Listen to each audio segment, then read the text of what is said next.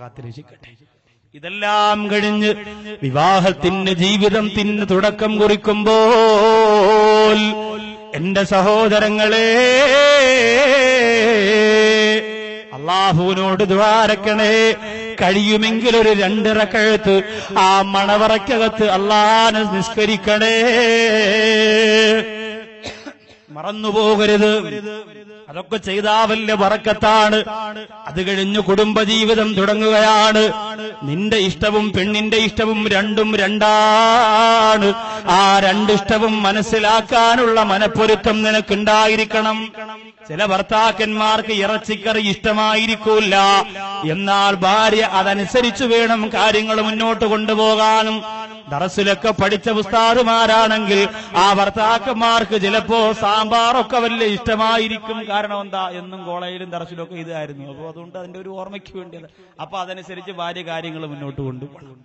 എല്ലാം ചില ഭാര്യമാരിങ്ങനെ പറയൂലേ, ഇക്കാടെ ഈ ഇതുണ്ടല്ലോ, ഈ മുണ്ടുടുക്ക്, അത് ജീൻസ് ഇട്ട അടിപൊളിയായിരിക്കും, അങ്ങനെ ജീൻസ് ഒക്കെ ഇട്ടിട്ട് അങ്ങനെ നടന്നു പോ.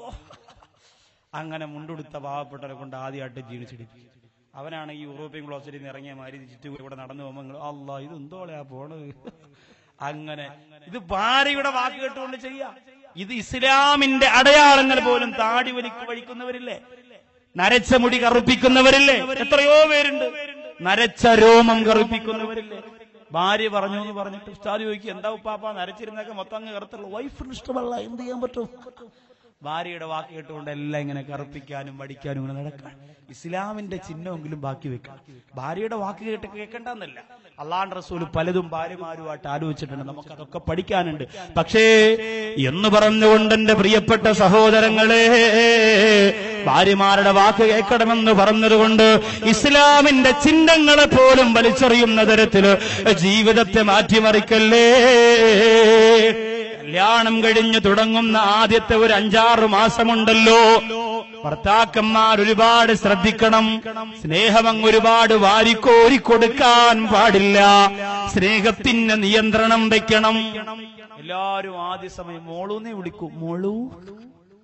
ഭയങ്കര ഭാര്യ വിചാരിക്കും, അല്ലോ എനിക്ക് കിട്ടിയത് വലിയ ഭാഗ്യം തന്നെ, എന്തൊരു സ്നേഹമാണ് എന്റെ ഇക്കാക്ക്.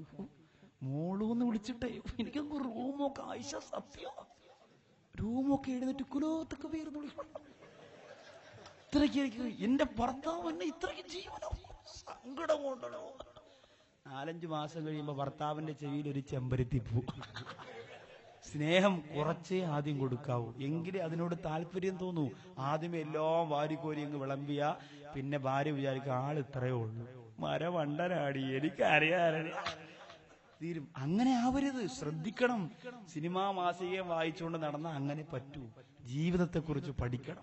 അലി റളിയല്ലാഹു അൻഹു എത്ര വലിയ തമാശ തന്റെ ഭാര്യയോട് പറയുമായിരുന്നു. പക്ഷേ ഒരു ദിവസം പിണങ്ങിയിട്ട് അനങ്ങിയില്ല. ഫാത്തിമ ബിബി റളിയല്ലാഹു അൻഹ മുമ്പ് വന്ന് പല പേരും കാണിച്ചു. നല്ല ഗൗരവത്തിൽ ഭർത്താവിന്റെ റോൾ അങ്ങോട്ട് അഭിനയിച്ചു. സങ്കടപ്പെട്ടു. അവസാനം ഇണങ്ങി കരഞ്ഞ് നബിതങ്ങളുടെ മുമ്പ് വന്നപ്പോ നബിതങ്ങൾ പറഞ്ഞു, നീ പിണങ്ങിയിരിക്കുന്ന സമയത്താണ് മരിച്ചത് എങ്കിൽ മാ സല്ലൈതു ബികി യാ ഫാത്തിമ, നിന്റെ മയ്യത്ത് നിസ്കരിക്കാൻ ഞാൻ ഉണ്ടാവൂല. നബി മുഹമ്മദ് മുസ്തഫ. ഭർത്താവിന്റെ കൂടെ പിണങ്ങിയിട്ട് ഫാത്തിമ നീ മരിച്ചാൽ കരളിന്റെ കഷ്ണോ അള്ളാന്റെ ഹബീബിന്റെ, നിന്റെ മയ്യത്ത് നിസ്കരിക്കാൻ ഞാൻ ഉണ്ടാവൂല. ആര്യമാര് പറയൂലേ അല്ലേ, ഭർത്താവിനോട് പറയൂലേ, കിളവൻ മൂപ്പിലാനുണ്ടോടി എവിടെ ചോദിക്കുക. കൂട്ടുകാരൻ കൊണ്ട് ചോദിക്കുന്നത് കിളവൻസ് വിളിക്കലുണ്ടോ ഇപ്പൊ ദുബായിലോ കുവൈറ്റിലോ ചോദിക്കാറുണ്ട്. കിളവൻസ് എന്ന് വാക്കൊന്നും ഉപയോഗിക്കരുത്.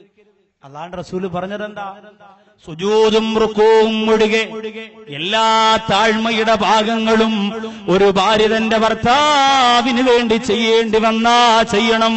മാത്രമല്ല അല്ലാഹുവിന്റെ റസൂല് പറഞ്ഞു, ലോകത്ത് ഏതെങ്കിലും ഒരു മനുഷ്യൻ മറ്റൊരു മനുഷ്യന് സുജൂദ് ചെയ്യാ പറയുമായിരുന്നെങ്കിൽ ലമർതുൽ മർഅത അൻ തസ്ജുദ ലി സൗജിഹാ, തന്റെ ഭർത്താവിന് മുന്നിൽ സുജൂദ് ചെയ്യാൻ ഭാര്യയോട് പറയുമായിരുന്നുവത്രേ. തന്റെ ഭർത്താവിന് മുന്നിൽ സുജൂദ് ചെയ്യാൻ ഭാര്യയോട് പറയുമായിരുന്നുവത്രേ. അതുകൂടി ഉണ്ടായിരുന്നെങ്കിൽ ഉഷാറായിരുന്നു. ഇവറ്റകളൊക്കെ ഒരു പാഠം പഠിച്ചു. എല്ലാ ദിവസവും രാവിലെ ഒന്നു കൊടുത്ത് മച്ചാഹു അക്ബർ, ഇക്കാഹു അക്ബർ, അച്ചുവിന്റെ വാപ്പാണ് അക്ബർ. ഇങ്ങനെ നിസ്കരിച്ചത്. എന്നിട്ട് സുജൂദ് ചെയ്തതിന് മുമ്പ് വന്ന് അള്ളാഹുവിന്റെ റസൂൽ അത് ശരിയായില്ല, അത് വേണ്ടാന്ന് പറഞ്ഞല്ലോ.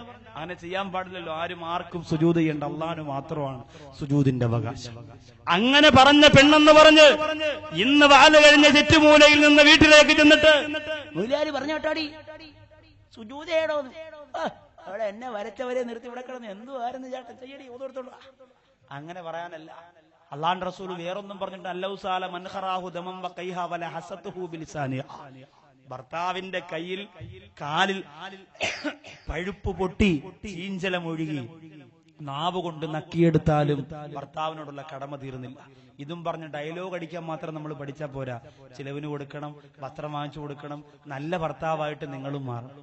ഭാര്യയെ ആത്മാർത്ഥമായി സ്നേഹിക്കുന്ന ഭർത്താവായി ഞാനും നിങ്ങളും മാറണം. എങ്കിലേ നമുക്ക് അങ്ങനെ ഒരു അവകാശവാദം പറയാൻ അർഹതയുള്ളൂ പ്രിയപ്പെട്ടവരെ.